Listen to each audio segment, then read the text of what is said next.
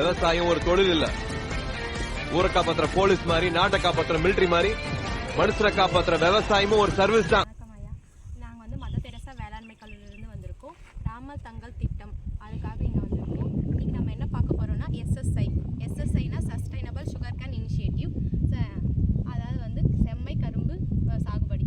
அது வந்து செம்மை கரும்பு சாகுபடினா வந்து இந்த கரும்பு இருக்கலாமா, அந்த கணு இருக்குல்ல, அந்த கணு வந்து 7 இருந்து 9 மாதமான கரும்பு எடுத்துக்கிட்டு அந்த கணு வந்து சின்ன சின்னதாக கட் பண்ணி எடுத்துக்கணும்.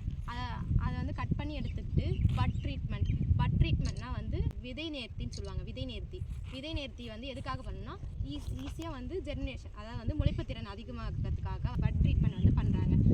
இப்போ வந்து பட் ட்ரீட்மெண்ட் வந்து எப்படி பண்ணணும்னா வந்து இந்த கணு நமக்கு சின்ன சின்னதாக கட் பண்ணி வச்சுருக்கோம் ஐயா, அதை வந்து ட்ரைகோடர்மா விரிடி அதை வந்து 2 கிராம் வந்து எடுத்து 1 லிட்டர் தண்ணியில் கலக்கி அந்த நம்ம கட் பண்ணி வச்சுருக்க அந்த பட்டை வந்து பார்த்தோம்னா எடுத்து தண்ணிக்குள்ளே போட்டு ஒரு 15 நிமிஷம் வந்து ஊற வைக்கணும். அதை ஊற வச்சு அதுக்கப்புறம் வந்து அதை எடுத்து 1% வந்து பார்த்தோன்னா லைம் சொல்யூஷன் அதுக்குள்ளே விட்டுட்டு இந்த சாக்கு பை இருக்குங்கய்யா, அதில் வந்து நம்ம எடுத்து அந்த ஊற வச்ச எல்லா பட்டையும் அதுக்குள்ளே எடுத்து போட்டுடணும். அது போட்டுட்டு டைட்டாக இது காற்றே போகாத மாதிரி வந்து கட்டி வச்சிடணும். இதை வந்து கட்டி வச்ச வந்து 3 4 நாள் கழிச்சு வந்து நம்ம வந்து இதை வந்து டிரான்ஸ்பிளான்ட், அதாவது வந்து நர்சரி, அதாவது நாற்றாங்கல் இருக்குங்க, அது தயாரிக்கணும். அதுக்கு வந்து ஃபஸ்ட்டு ஒரு ட்ரே இருக்கும், இந்த கருப்பு கலரில் பார்த்துருக்கோம் இல்லையா, அந்த ட்ரேயை வந்து எடுக்கணும். அதுக்கடுத்து வந்து கொக்கோ பீட், அதாவது வந்து தேங்காய் நார், அது வந்து ஈரப்பதத்துக்காக வந்து நம்ம அதை எடுத்துக்கிறோம். அதை வந்து இப்போ நம்ம அந்த ட்ரீட் பண்ண அந்த கண்ணுலாம் இருக்குல்ல, அதை வந்து சாய்ச்சி சின்ன பீஸாக இருக்கும், அந்த ஒவ்வொரு குழிக்குள்ளேயும்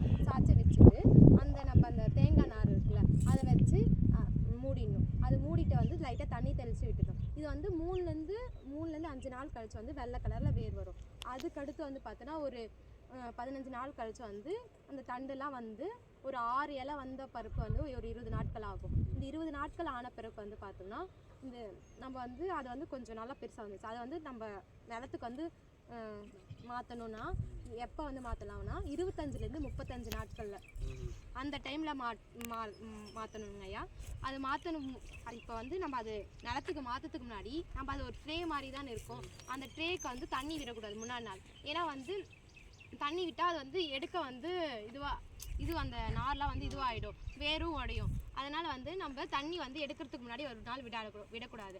அதுக்கப்புறமாய்க்கு வந்து தான் நிலத்தில் விடணும். இதை வந்து நிலத்தில் இது மாதிரி நம்ம வந்து நிலத்தில் பண்ணுறதுனால நம்ம வந்து அதனுடைய கரும்பு இதுக்கு வந்து ஸ்பேஸிங் விட்டு நம்ம பண்ணுறதுனால நிறைய கரும்பு தேவைப்படுறதில்ல. கம்மியான கரும்புலேயே நம்ம வந்து ஃபுல்லாக வந்து உற்பத்தி திறனும் அதிகரிக்கலாம், இதனுடைய மகசூலையும் அதிகரிக்கலாம். அதுவும் இல்லாமல் இதை நம்ம இடைவெளி விட்டு நடுறதுனால கரும்போட நீளமும் எடையும் அதிகரிக்கும். இப்போ நீங்கள் சொல்கிறதெல்லாம் ஆழக்கரும்புக்கு உள்ளது. ஆமாம், சூறு கரும்புனா சொல்லுங்க. எடையும் அதனுடைய இதுவும் அதிகரிக்கும். இந்த மாதிரி பண்ணுறதுனால நம்ம வந்து சூரிய ஒளியும் கரெக்டாக வந்து அந்த செடிக்கு வந்து கிடைக்கும்.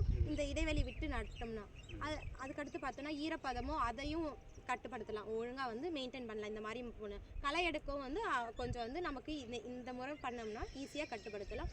அதுக்கடுத்து வந்து இந்த மாதிரி பண்ணுறதுனால ஊடு பயிர், அதை வந்து இடையில வந்து ஏதாச்சும் உளுந்து தட்டை பயிர் அந்த மாதிரி பயிரெலாம் இட்டு நமக்கு இது இல்லாமல் இன்னொரு வருமானமும் இது மூலமா நம்ம அதிகரிக்கலாங்க ஐயா. சரி, அதுக்கடுத்து இது வளர்ந்த பருப்பு, இது 10 மாதத்துல தான் வளர்ந்துடும். இது வளர்ந்தப்போ வந்து கரும்பு அறுவடை இயந்திரம்னு ஒன்று இருக்குங்க ஐயா. அது மூலமா பண்ணதுனால நமக்கு லேபர் காஸ்ட் வந்து குறையும். அதுவும் இல்லாமல் டைமும் சீக்கிரமாக வந்து நம்ம அறுவடை பண்ணி முடிச்சிடலாம். இந்த மாதிரி பண்ணுங்க. சரி. புதுக்கோட்டை மாவட்டம் இழுப்பூர் தாலுகா மதர் தெரசா வேளாண்மை கல்லூரியிலேருந்து வந்த மாணவிகளுக்கு மீண்டும் ஒரு வணக்கம். அவங்க வந்து எங்கள் வயலில் கரும்பு சாகுபடியை பற்றி எல்லா விவரமும் சொன்னாங்க. அவங்க சொல்கிற அறிவுரையின்படி நாங்கள் இப்போ வேளாண்மை செய்து பயனுறுவோம் என்ற நம்பிக்கையுடன் தெரிவித்துக்கிறேன்.